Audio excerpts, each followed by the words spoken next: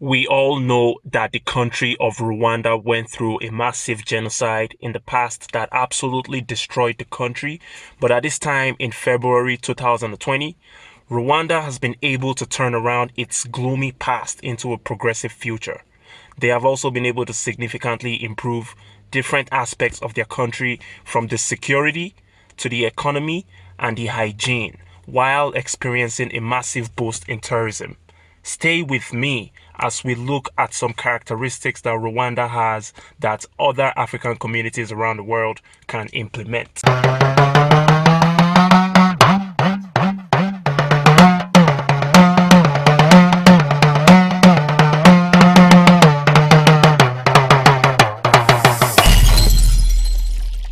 What's up, African family and the rest of the world? Welcome to the African Wahala, where we have discussions about the global African family while identifying issues that hold our people in this subjugated state. And at the same time, we try to come up with potential solutions to our problems.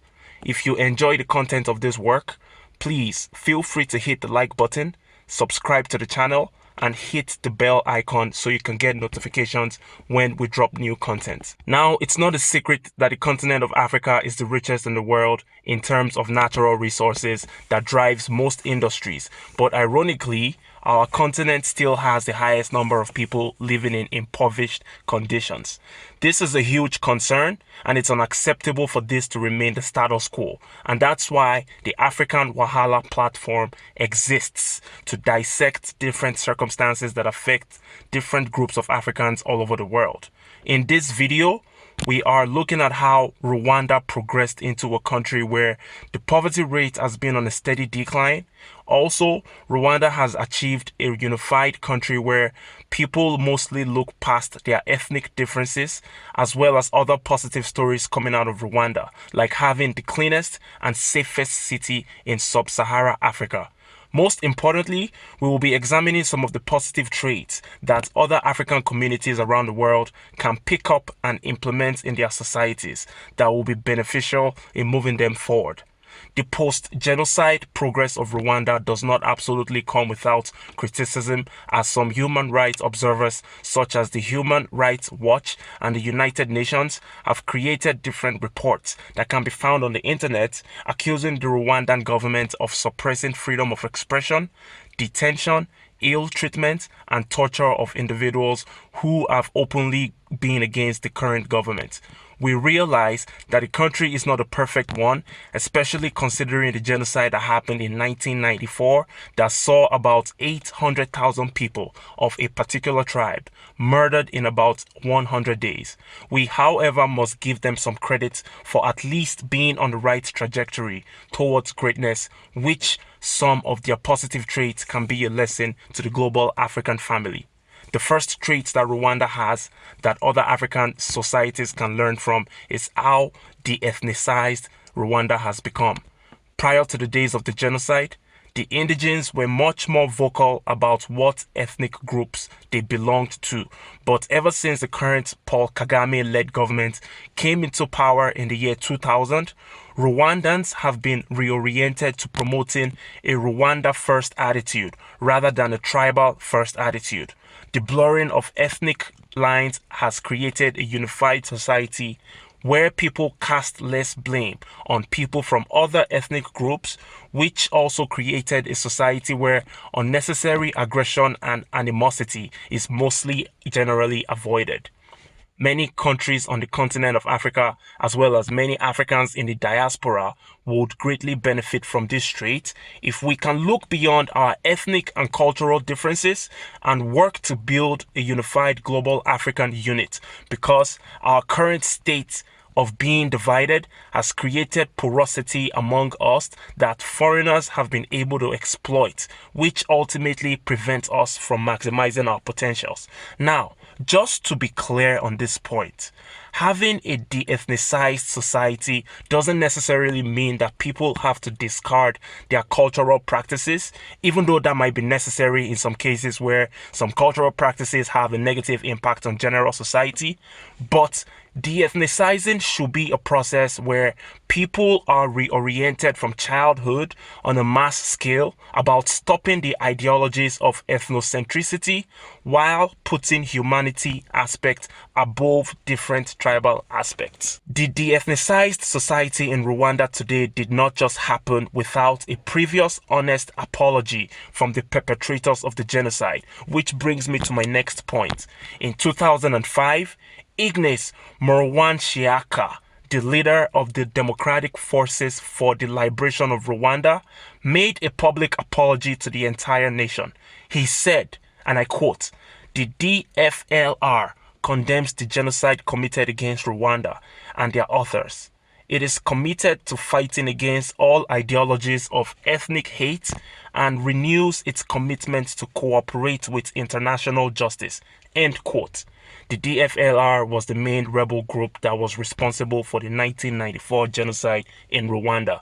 This simple act of apologizing to the people that were unfairly treated went a very long way towards forgiveness and uniting the people on both sides of the unfortunate violence. Without that apology, it would have been much more difficult for individuals to move forward towards true greatness.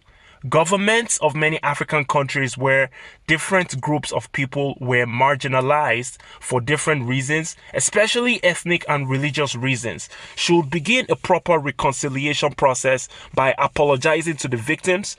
Some countries that can implement this apology approach are Nigeria, the Sudan, North and South, Ethiopia, and Uganda.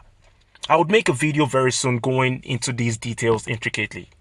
Now, the third point is a slightly controversial point because the approach that the Paul Kagame regime used to restore peace to a large extent was by limiting freedom of expression of genocidal ideologies. Laws have been passed against disseminating genocidal ideology, and it is deemed controversial because most people in other world regions view freedom of expression as part of the fabric of a progressive society. However, we also need to consider the fact that a country that went through a drastic time of mass murder would require some drastic measures to rebuild and restore. Kagame's regime has suffered some criticism from governments in the Western Hemisphere without the consideration of cultural and behavioral differences. A lot of our African people are still suffering from post-traumatic stress disorder from slavery and colonization, which manifests in certain behaviors that only stringent laws and enforcement can control. In the case of the Rwandan genocide, small conversations that began with dehumanizing people of a certain ethnic group led to a massive bloodshed, just like it is currently playing out against the Rohingya ethnic group in Myanmar. Hate speech propaganda was the main driving force that brainwashed people on a large scale, with the passing of laws that prohibit statements that are considered hate speech, which some might argue that it is a violation of freedom of speech. Some peace was restored in Rwanda, but at the same time, we're not going to ignore the underlying tension among jealous and hate-filled individuals that still exists. The most difficult aspect about suppression of freedom of expression is that it can pave the way for unfair treatment of people by law enforcement officers and agents with ulterior motives, and it ends up being a win-lose situation. But hey, drastic times require drastic measures, which means that societies have to do what they have to do to prevent devastating ideologies from spreading. Many African countries can definitely learn from this. The final point I'd like to talk about that Rwanda implemented in building a strong sense of community is mandating able-bodied individuals within the society to work together, mostly by engaging in environmental sanitation and rehabilitation. Because people come together to get the environment cleaned up, They hold one another accountable for littering. And at the same time, they physically work together to get the job done, which builds a sense of community. Now, there is a 3-hour per month exercise in Rwanda called Umuganda. In Kigali and some nearby towns, it requires able-bodied individuals to work together between the hours of 8 o'clock and 11 o'clock in the mornings on the last Saturday of every month to engage in simple tasks such as bush cutting, gutter cleaning, repairs on public infrastructure, and just basic things, right? While Kigali being super clean and generally safe, this has a positive snowball effect, like a sharp increase in tourism, where people from all over the world visit Rwanda to see the beautiful wildlife, which also generates revenue for the country and improves the economy. I remember growing up in Abuja in the 90s where we had a similar monthly environmental sanitation program, but it slowly faded out and now it's virtually non-existent. So with that being said, a country like Nigeria for sure can learn this straight from Rwanda. The beautiful country of Rwanda has come a long way from being in an abysmal position to now being on the way to the top, and it is a true success story in the making. That's why many Africans can learn from Rwanda. We would keep a close eye on the progress of the country, and we would be aware of attempts of sabotage from internal or external forces if they try. So they better not. Now, what do you make of it all? What part of the world are you from? Drop a comment. Let me know which one of these steps or more that have been used by Rwanda but can also be implemented in your community or country, and how it would improve the situation. The African Wahala signing out. Peace.